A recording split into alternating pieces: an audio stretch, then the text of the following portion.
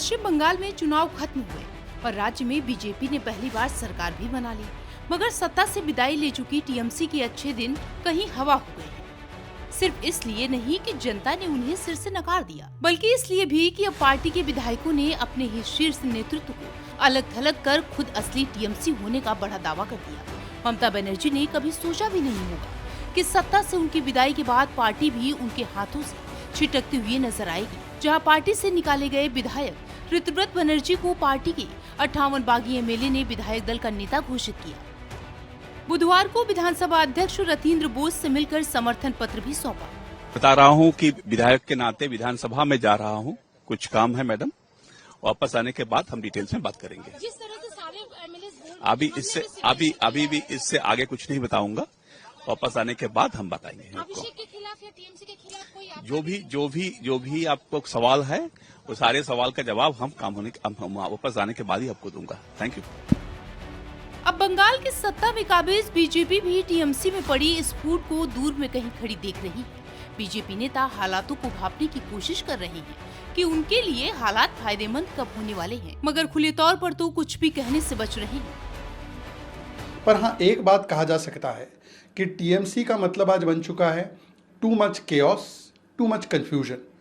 कल भी हमने देखा ममता बनर्जी ने प्रोटेस्ट बुलाया तो 2 या 3 सांसद पहुंचे और चंद मुट्ठी भर विधायक पहुंचे। इससे पहले भी 2-3 ओकेजन्स पर 15 से कम उनके विधायक पहुंचे हैं।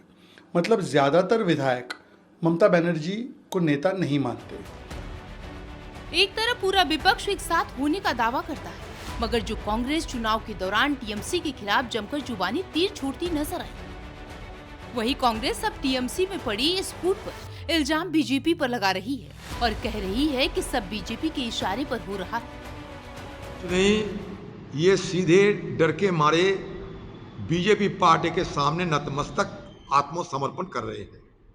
ये सारे जो चुने हुए जनप्रतिनिधि आज नया दल बनाने की कोशिश कर रहे हैं, इन सबको खिलाफ एक ना एक भ्रष्टाचार के आरोप है।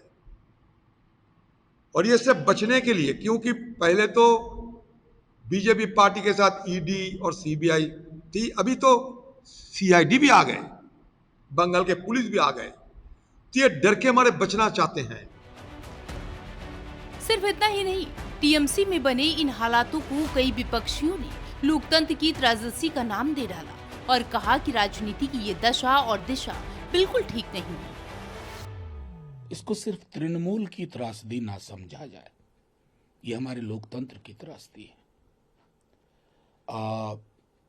राजनीति किस दिशा में जा रही है मुझे नहीं मालूम, लेकिन इतना तो तय है कि ये दिशा और राजनीति की ये दशा हमारे लोकतंत्र के लिए उचित नहीं है।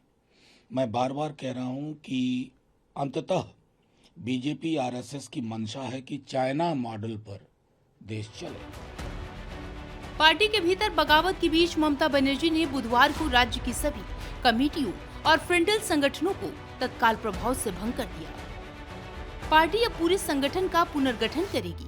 हालांकि सबसे पहले ममता बनर्जी ने टीएमसी से 2 विधायक संदीपन साहा और ऋतुव्रत बनर्जी को पार्टी से निकाल दिया। दोनों ने स्पीकर से शिकायत की थी कि पार्टी ने शुभेंदु को नेता विपक्ष बनाने वाले प्रस्ताव में उनके फर्जी साइन किए गए थे।